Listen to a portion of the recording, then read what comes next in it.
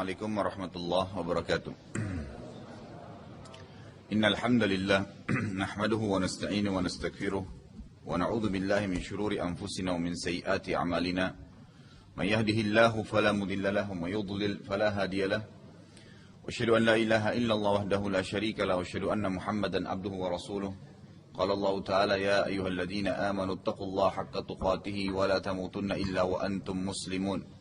وقال عز من قال يا أيها الناس اتقوا ربكم الذي خلقكم من نفس واحدة وخلق منها زوجها وبث منهما رجالا كثيرا ونساء واتقوا الله الذي تساءلون به والأرحام إن الله كان عليكم رقيبا وقال عز وجل يا الذين آمنوا اتقوا الله وقولوا قولا سديدا يصلح لكم أعمالكم ويغفر لكم ذنوبكم ومن يطع الله ورسوله فقد فاز فوزا عظيما أما بعد فإن أصدق الحديث كتاب الله خير حديث محمد صلى الله عليه وسلم وشر الأمور محدثاتها فإن كل محدث بدعة وكل بدعة ضلالة وإن ضلالة في النار. Baik, kita lanjutkan dengan poin kedua, masih bersambung dengan tahun kesedihan. Jadi setelah selesai pemboikotan 3 tahun itu, pindah ke masalah tahun kesedihan.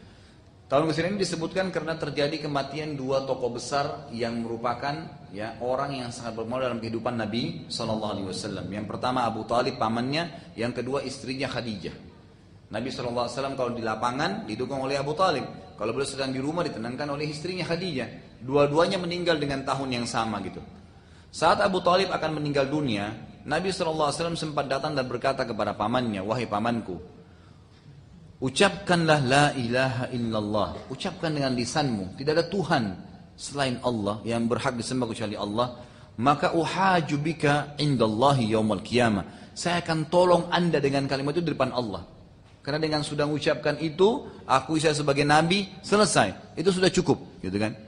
Lalu yang terjadi, perhatikan, siapa lagi yang datang kepada Abu Talib? Ada yang tahu? Abu Jahal lagi. Perhatikan, Abu Jahal datang lagi. Abu Jahal lalu hadir pada saat Abu Talib akan meninggal dunia dan berkata begini, wahai Abu Talib, bila engkau mengucapkannya, maka demi Allah kami, jadi dia bukan namakan saya ya, tapi dia mengatakan kami, semua suku Quraisy akan menghinamu sepanjang masa. Ya, lihatlah kata para ulama sejarah bagaimana perlakuannya Fir'aunnya umat ini, gitu kan. Jadi dia bukan cuma nolak hidayah untuk dirinya, tapi untuk orang lain, gitu kan. Orang kalau pergi pengajian bukan cuma dia tidak hadir, larang orang pergi. Untuk apa di sana tidak bagus begini begitu, malah diajak kepada kemaksiatan, gitu kan. Nah ini bahaya sekali.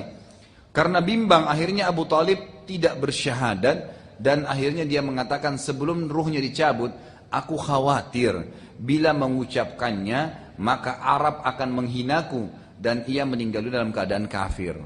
Ini sekaligus membantah sebagian pemahaman orang-orang Syiah yang mengatakan Abu Talib paman Nabi nggak mungkin meninggal dalam keadaan kafir karena mereka tidak punya sanad, nggak punya riwayat yang bisa dipegangi gitu. Semestinya sudah jelas, ya bukan mustahil. Ada Nabi Ibrahim alaihissalam sebelumnya itu ada ayahnya Azar meninggal dalam keadaan kafir. Nabi Nuh anaknya, ya Nabi Lut istrinya. Ada nabi-nabi sebelumnya Nabi SAW dan itu tidak mengurangi kadar Nabi alaihissalam. Lalu yang terjadi sebulan atau 2 bulan setelah meninggal Abu Talib, Khadijah pun, jadi sebulan 2 bulan setelah meninggal Abu Talib, ini khilaf di antara ahli sejarah apakah sebulan atau 2 bulan, tapi yang jelas setelahnya Khadijah meninggal radhiyallahu anha, istri Nabi SAW, satu-satunya pada saat itu istri Nabi SAW dan ibu anak-anak beliau. Jadi beliau belum menikah lagi pada saat itu, cuma 1 orang, Khadijah di Mekah. Orang yang paling pertama masuk Islam dan orang yang paling banyak mendukung dakwah Nabi SAW dari sisi support semangat, harta, gitu kan, selalu begitu. Khadijah pun yang telah meminta Nabi SAW agar fokus berdakwah dan meninggalkan perniagaan dengan mengeluarkan hartanya untuk kebutuhan dakwah. Dan ini sebuah sifat yang mulia. Tolong ikhwat kita, para muslimah, perhatikan buat anda dan anak anda, perempuan-perempuan anda, jadikanlah idola kita itu adalah wanita-wanita yang khalidat, yang kekal namanya dalam Al-Quran. Itu dalam sunnah Nabi, Khadijah, Aisyah, Fatimah, ya Sofia, nama-nama para sahabiat. Jangan jadikan idola penyanyi-penyanyi rock, orang-orang yang tiap malam berzina, gitu kan, artis-artis yang tidak jelas statusnya, gitu kan. Kenapa harus mereka? Kenapa bukan orang yang sudah jelas? Apakah Anda tidak sadar bahwasanya namanya Khadijah kekal sampai sekarang itu untuk dicontohi? Tidakkah kita kaum laki-laki menyadari kekalnya namanya Abu Bakar dan kisahnya juga supaya kita contohi? Bukan mustahil kita bersama mereka di surga dan masuk surga tanpa hisab. Tinggal menciplak saja kehidupan mereka. Mereka manusia biasa seperti kita kan. Makan, minum, takut, sedih, senang. Biasa. Menikah, punya anak, sakit juga dan sehat. Itu semuanya memberikan pelajaran besar kepada kita. Jadi jadikan orang-orang ini sebagai hal yang luar biasa. Makanya waktu Khadijah radhiyallahu anha, begitu Nabi SAW mengatakan saya diutus oleh Allah, saya beriman. Langsung dia beriman. Kemudian didukung Nabi SAW. Sampai satu kali Jibril datang kepada Nabi SAW mengatakan, wahai Muhammad, sebentar lagi Khadijah akan datang membawakan untukmu makanan. Memang Khadijah lagi bawa makanan. Jibril sampaikan, pada saat dia masuk ke ruanganmu ini, sampaikan salam dari Tuhannya. Dari Allah, ini bukan dari siapa-siapa. Dan beritakan berita gembira kepada Khadijah, bahwasanya dia memiliki istana di surga Allah siapkan, yang semuanya dindingnya itu dari emas, dari perhiasan, tanahnya dari mutiara, semuanya kenikmatan, yang tidak akan pernah ada kesusahan di dalamnya. Itu kesenangan luar biasa. Apa yang Khadijah lakukan? Manusia biasa, punya dua mata, punya dua tangan, punya dua kaki, sama dengan kita. Melalui masa anak-anak, masa remaja, menikah, tua, meninggal, gitu kan. Lalu apa yang dia lakukan selama hidupnya? Ternyata cuma memberikan dukungan terhadap dakwah. Memberikan dukungan terhadap suaminya yang sedang berdakwah, gitu kan. Lalu dia beribadah semampunya, langsung dijamin masuk surga. Toh dunianya akan kita lalui sebentar. Jadi jadikan orang-orang seperti ini sebagai ibrah dan pelajaran gitu. Di sini saya katakan, dia kalau Anda mungkin punya fotokopinya, ini sifat mulia seorang muslimah yang mendukung suaminya dalam setiap kegiatan dakwah, terutama kalau suaminya dai, gitu kan. Biarin dia berkorban untuk agama ini.